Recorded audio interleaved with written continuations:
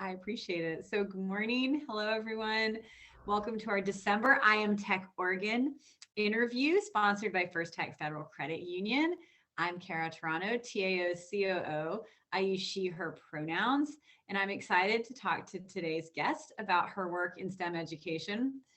TAO's Riley O'Brien is here with me today and helping to run things behind the scenes and keep the chat conversation going. So, as if we need these, we have a few quick Zoom reminders that all participants have been muted. So please remain on mute unless the TAO staff member unmutes you or calls on you to talk. If you have any questions for our guests, please post them in the chat. Riley will be monitoring that chat to make sure we answer all your questions during the Q&A at the end of our interview. I encourage you to engage with TAO on social media. Our team loves to see key takeaways that participants post about our events. And now, without further ado, it is my distinct pleasure to welcome and introduce briefly our December I Am Tech Oregon guest, Tong Zhang, Executive Director of Oregon MESA. Welcome. I am so happy to have you here. Thank you so much, Kara. Excited to be here. So I always reflect that, like, when I first started at TAO, I got an introduction to you. And then I think we had coffee by the museum, and it was a really amazing conversation. And I've always enjoyed hearing you share your history and your story from a work perspective. So let's get into it so everyone else can be just as inspired. As I mentioned, you are the executive director over at Oregon MESA. Can you share more about yourself and how you ended up in the career you find yourself in today? Because I know it was not a straight path.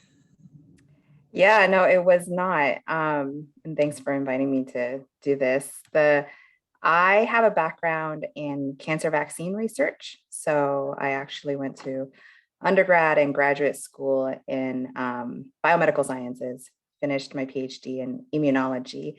And that experience shaped me a lot, both in like very positive ways of understanding scientific research and all that, but also impacted me in being a woman in STEM and kind of the challenges and inequities I saw in that, both for myself as a person, but also kind of the field as a whole.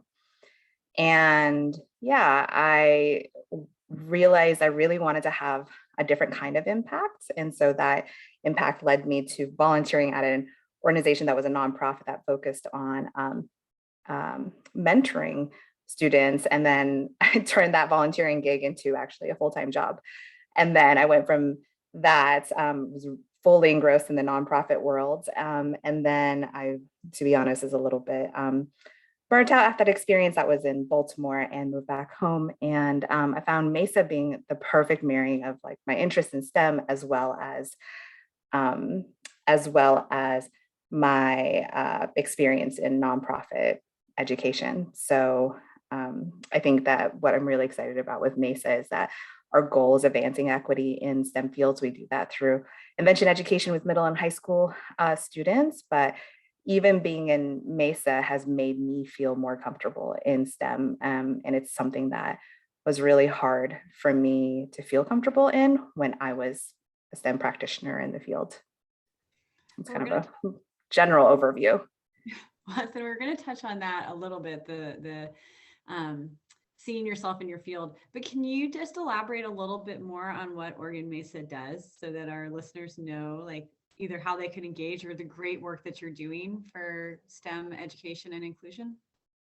Yeah, so MESA works to get underrepresented students, right now middle and high school students, engaged in specifically invention education and focused on engineering. And so we do that by providing training to teachers.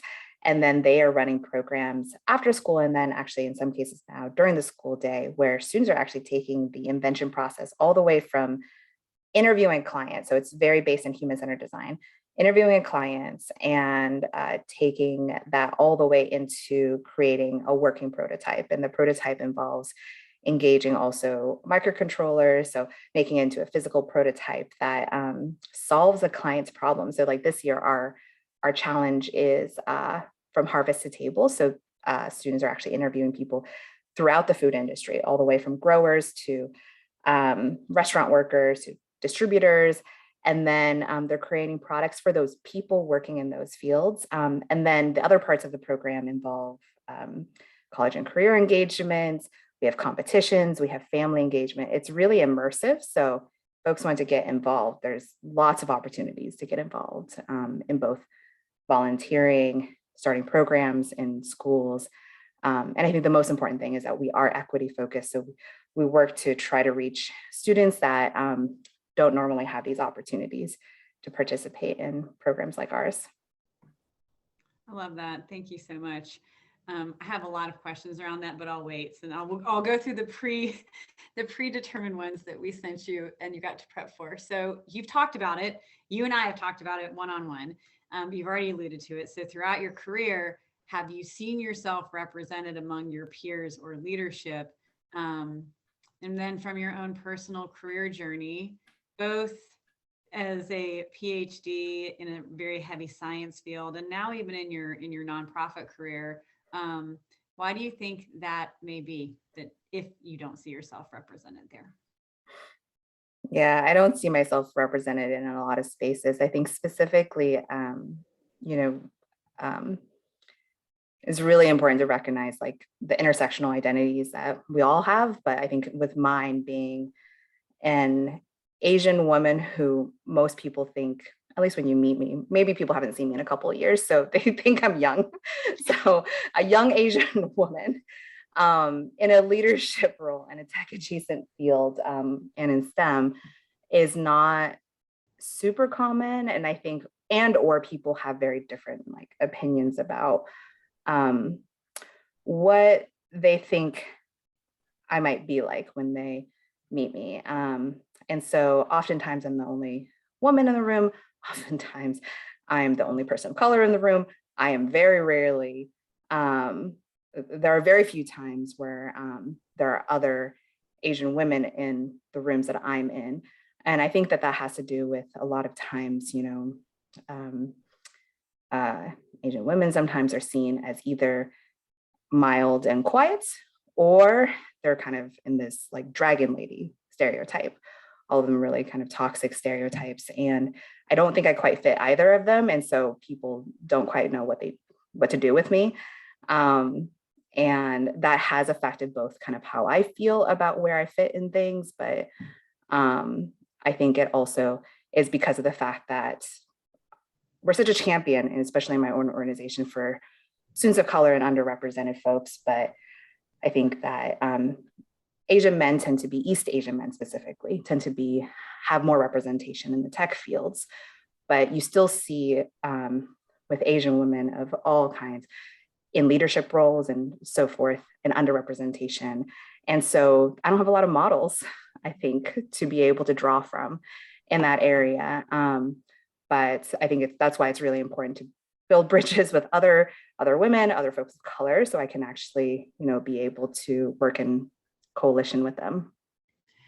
I think it's so interesting to hear you talk through that for a variety of reasons, but like one being you were in a very heavy science field where you didn't see yourself represented, and then you've transitioned into this role in nonprofit leadership so that you can help evolve the change the face of the folks working in that type of career, and yet you still don't see yourself represented even in this other career space. And so like it's a compelling journey that I feel like you've been on, and I appreciate the reaching out and collaborating and partnering. Like I've really enjoyed getting to work with you, and you are an excellent role model and example, and no, you do not fit into any of those stereotypes, nor should you feel like anyone thinks those things.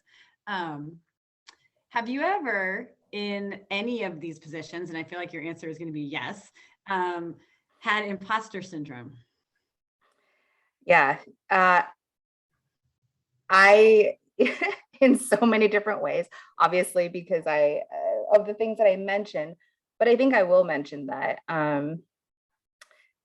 well, the other thing that people don't quite, a very personal experience I will share is that when people don't meet me in person, if they just communicate with me over email or don't see a picture of me, I most often get that people think that I am in international male faculty because of both of where and this has happened multiple times because I have multiple things addressed to me as Mr. Tong Zhang, which I always think is really funny because I do have a doctorate. So you do have the option to say Dr. Tong Zhang, but people always like to say Mr. Tong Zhang. And then I've met people in person where they're just like, wait, I thought you were a guy. I was like, no, I'm not. So that it feeds into the imposter syndrome a little bit because I'm often seen as an imposter in most settings. But I also think that like there is this thing that has been fed to folks from marginalized backgrounds, and definitely marginalized backgrounds, more marginalized than myself, where there's this myth of meritocracy that it's like, especially when I was in a scientist, where it was like, you just have to work hard and you're not working hard enough. And that's why X, Y, and Z, like you're not succeeding. And even though this didn't happen like in very explicit ways, but if it was just like, oh, if a result didn't quite go the way I wanted to, people echoed like, you know, I had faculty echo that, yeah, maybe you just didn't work hard enough. And it really feeds into your idea that like, oh, I'm not good enough because I didn't work hard enough. But it's all constructed in this like this myth of meritocracy that if you just work hard enough, things will turn out. And we all know that that's not the case. There's so many societal, so many like structural issues that lead to people feeling the imposter syndrome. So there's both like the on me where I don't have confidence, but there's also the sort of societal aspect of making me feel that way because it's like, oh, well, it's like you didn't, and you can't say that I don't think I didn't succeed. I feel like I actually succeeded in many different ways, but I was constantly made to feel like I wasn't succeeding because I wasn't working hard enough. Okay, that's really interesting. And what I'm pondering over here is like now you're in an organization that's teaching students to take risk and innovate. And are you challenging that narrative too within the work that you're doing at MESA, where like, hey, this first model may not work, this build may not, like, we know you're working hard and here's kind of how you take that next step and move forward. Because I feel like that's like what you just shared is really interesting, how it applies to your work today. Yeah, well, I think that, you know, working hard is very important, but there was never that, at least when I was going through the STEM fields, never that follow-up of like, okay, it's okay to try things, work hard to try things. And if it doesn't work out, yeah, try it again. And I think that is something that is so important. And what you just talked about with emphasizing with our students is like, you know, having a passion for things, trying different things, you know, working hard on creating these projects. Those are all great, but it may not work out this first time. And that's okay. That's the process of product development. That's a process of scientific inquiry. That's like the process of everything related to STEM.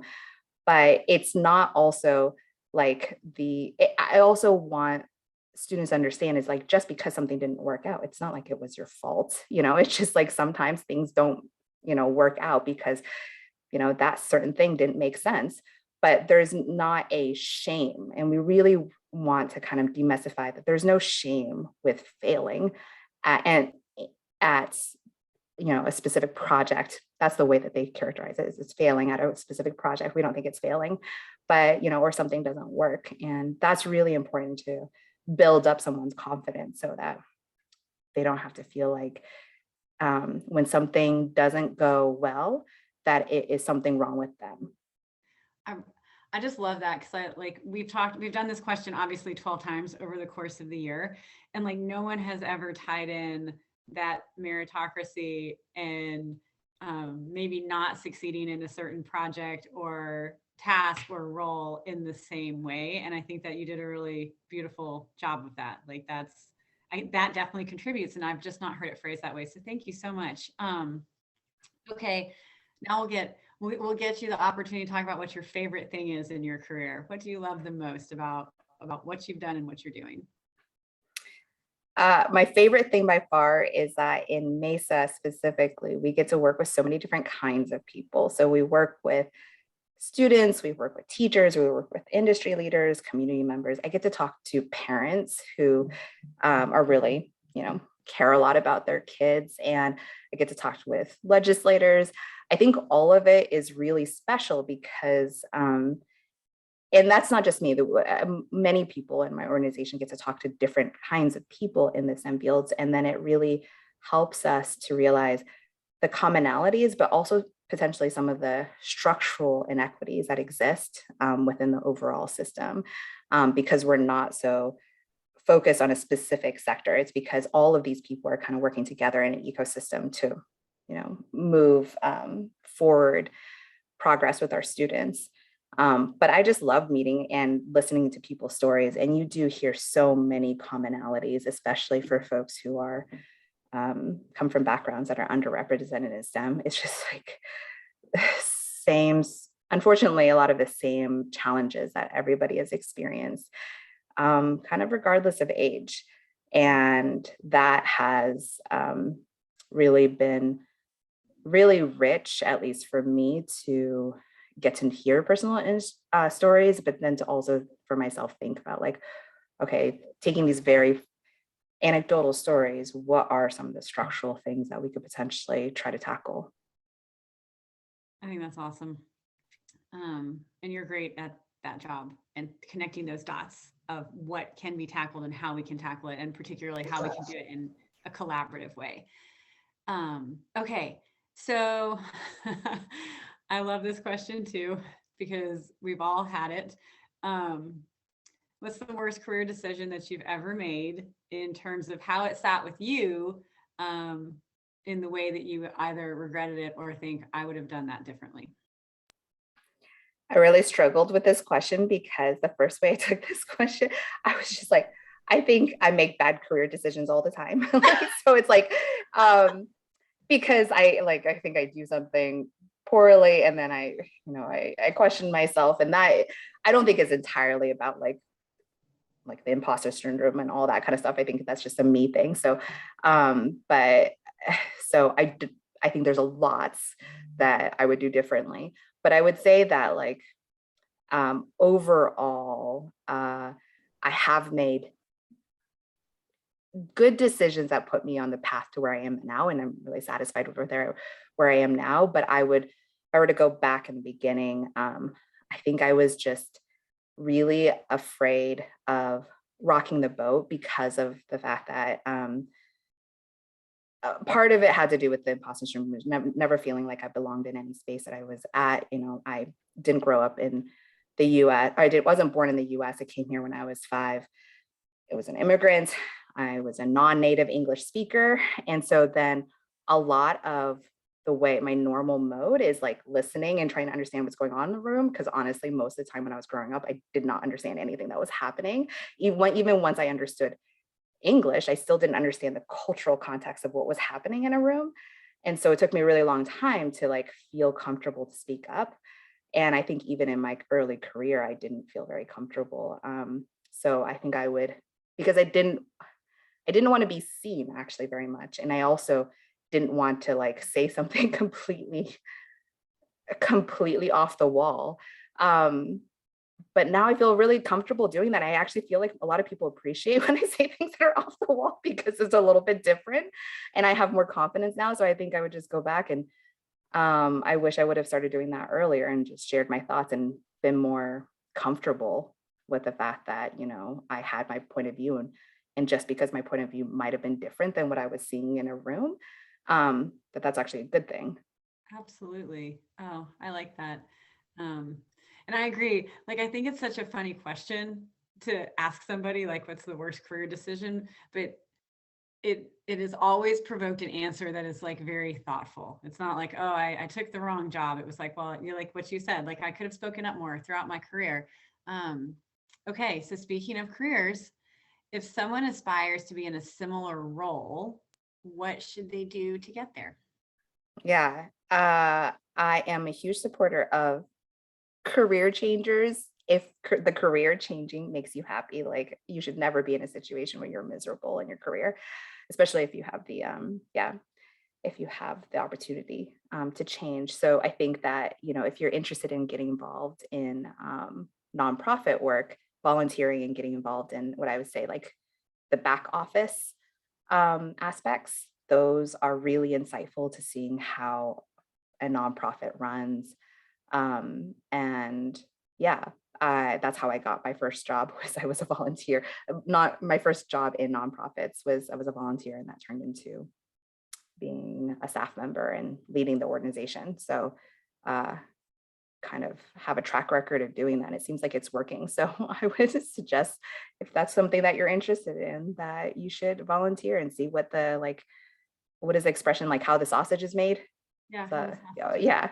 Yeah, for the in the back office. Well, I like that because I think everyone wants to go and work at a nonprofit and they think it's all direct services. And then you wind up realizing that like, okay, I'm not actually working hands-on with kids every day. And that can be a frustrating realization. So I think that back office is a much better approach because then you're understanding the business of running a nonprofit. Yeah.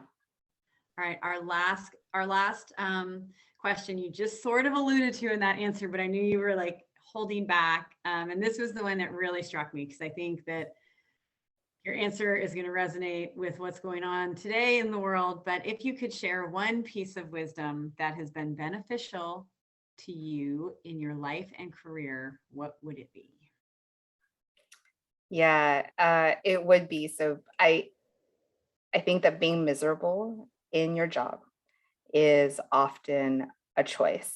So it's not a choice for everybody. Sometimes, you have to stay at a job because of obviously financial reasons, family issues. But a lot of times, if you're feeling miserable at your job and you have a support network, I mean, leave that job and you actually have the autonomy to do so. And I think that that really relates to like sort of the feeling, especially for, I know that I work with a lot of young people who are, especially young people who are folks of color, where they get their first job and they're just like, I have to stay here no matter what.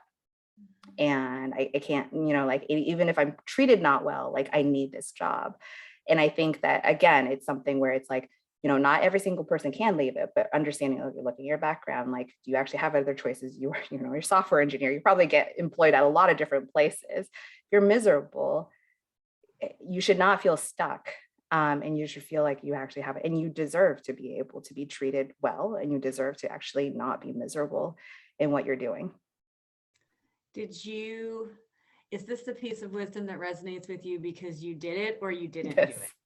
No, I definitely didn't. I definitely did. I was very miserable. And I would say I am actually quite good at this, where, yeah, I definitely was miserable when I was in academia. I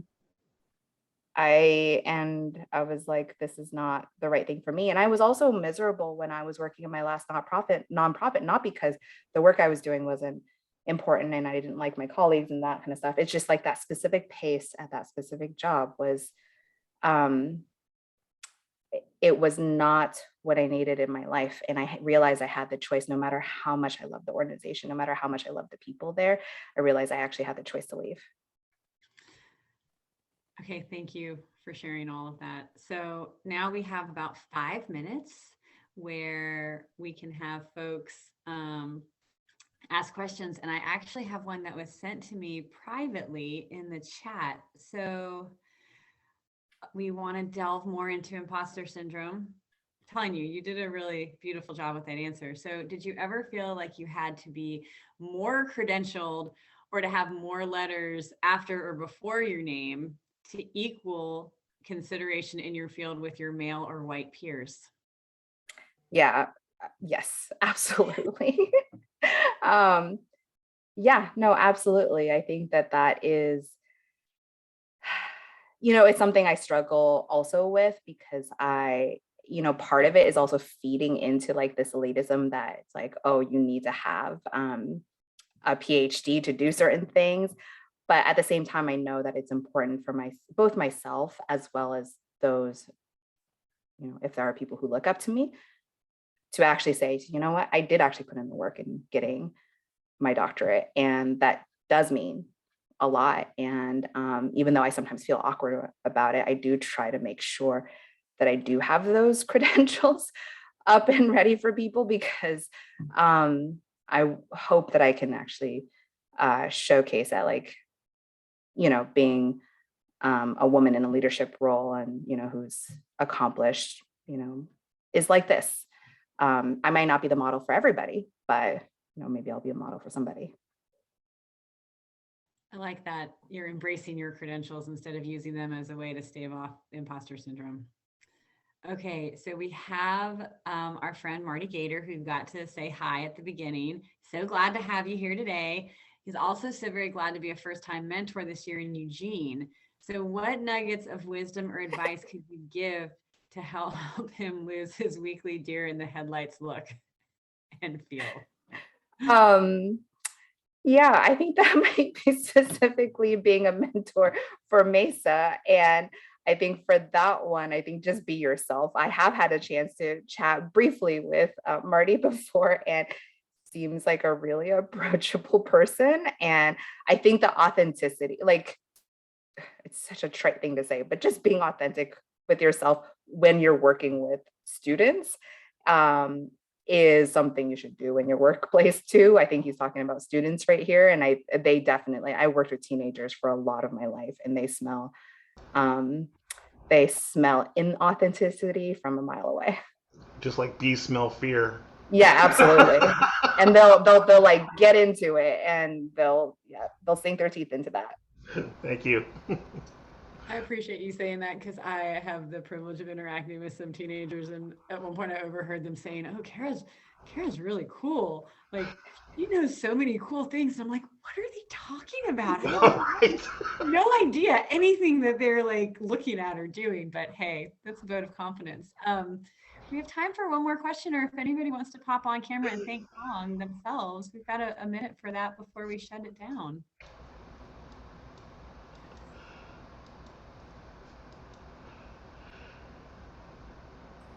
Hey, Tong. Nice to meet you. And why we're not connected is still beyond me, but thank you for your insight today. The imposter syndrome runs sort of deep with regards to having grown up in an Asian and very strict household. As a woman of color, I would love to know what other ways can I help my mentees be more energized as they continue their career in STEM? I've got two, one very ambitious and one who's kind of flattening out. And I don't know what else to tell them outside of give them my support and ask them those questions. Any other advice? Yeah, that's a really great question. And it's great to meet you, Hazel. I would say that one of the things that when I'm working with young people, regardless of background, but I think especially young people from identities that are more marginalized, is to actually embrace what do they actually, to really get to the root of what they actually care about and what they're passionate about. And I think oftentimes, like, even if it's something that seems really tangential, if it's like, oh, really love playing video games, there's like a kernel of things in there about like exploring why do they like video games, what motivates them to like video games, that really gets them to actually like apply some of those same lessons into their work. That may not be the best example, but I think that really like that, I believe really strongly in work-life balance, but I actually don't think that you need to separate your passions for your work and your everyday life. Like the things that you care about, like if you really like coaching people in your everyday life, can you bring coaching into your career in some way? And I think that kind of like, that really will build confidence as well, because it's like, oh, I actually know how to do this. I have lots of friends. I know how to build relationships with people, and kind of getting them to understand like, oh, I can apply that practice of making friends to my job, because building partnerships with people is really important. I think that kind of connection has really helped me when I'm working with people who are my mentees or people who are younger is helping them kind of bridge those skill sets where it's like, these are things that I actually know how to do. And I can bring that skill, even if it's not like a direct like paper translation, it's something I know I can apply in some way to a certain job or exploring for new jobs. I don't know if that helps. Thank you. Tong and Hazel, thank you for asking that question. And I'm actually shocked you don't know Tong either. So we can help. We can help bridge that relationship and connection for everyone involved. So with that, we're a minute over, but I think it's important that we get to ask questions of our fabulous thought leaders. But this is it for the 2021 version of I Am Tech Oregon. It's been an inspiring year. We've learned a lot about the career journeys of this year's participants and information to gain an understanding of the wide range of roles in tech and tech adjacent fields. If you're interested in looking back at any previous I Am Tech Oregon sessions, you can find them on our playlist on YouTube, which Riley is put in the chat. And then we're going to be continuing these conversations in 2022, and we are going to share them as recorded on-demand content instead of live virtual events. So keep an eye out for future I Am Tech Oregon interviews on our social media and YouTube channel. Please feel free to nominate somebody or let us know if someone you think would be an interesting speaker. And thanks again for joining us today. Remember, I Am Tech Oregon. All of us are Tech Oregon, and have a great Thursday. And we'll see everyone soon. Happy holidays, everyone. Thank you, Kara. Thanks, Tech. Thanks, TAO. Thank you, Tom. Thank you. It's wonderful to see you.